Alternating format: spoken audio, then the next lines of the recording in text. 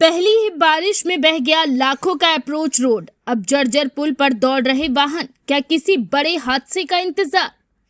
दिन की बारिश और लाखों रुपए का काम पानी में बह गया। कोरबा जिले में तान नदी पर जर्जर पुल की मरम्मत के दौरान बनाया गया अस्थायी अप्रोच रोड बहाव में पूरी तरह बह गया। अब सवाल ये है कि जब मरम्मत अभी पूरी ही नहीं हुई तो आखिर उसी जर्जर पुल से भारी वाहनों की आवाजाही क्यों शुरू कर दी गई? क्या किसी बड़े हादसे का इंतजार किया जा रहा है?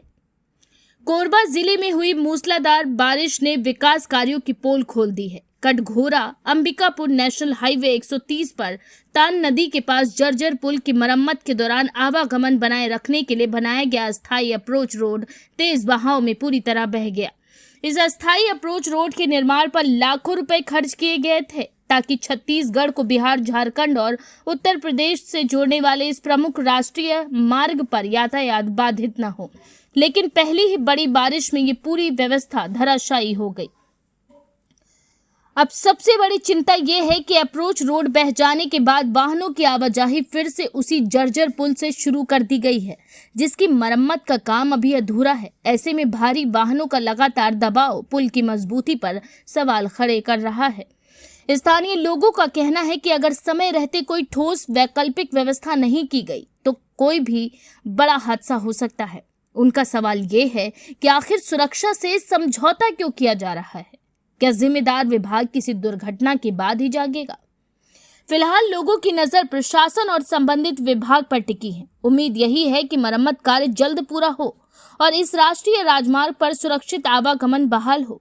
लेकिन तब तक सबसे बड़ा सवाल यही है, क्या लाखों रुपए की अप्रोच सड़क का बह जाना सिर्फ बारिश का असर है या निर्माण की गुणवत्ता पर भी गंभीर सवाल खड़े करता है? और क्या प्रशासन किसी बड़े हादसे का इंतजार कर रहा है?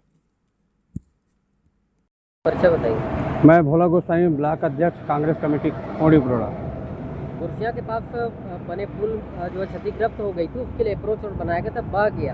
अब जो है पुल अभी भी अधूरा है, मरम्मत कार्य चल रहा है। ऐसे में आप कितनी बड़ी इसको चुनौती मानते हैं भैया, परेशानी मानते हैं लोगों को? देखिए, जो गुरसिया के समीप जो तान नदी पुल है वो बहुत कम समय भी मिला था उनको बनाने के लिए और काफ़ी कमज़ोर बना हुआ था और अभी वो अप्रोच रोड बह गया है एक ही बारिश में। अब आने वाले समय में ग्रामीणों के लिए, राहगीरों के लिए बहुत ही चुनौती भरा है, क्योंकि कभी भी कोई बड़ा हादसा हो सकता है।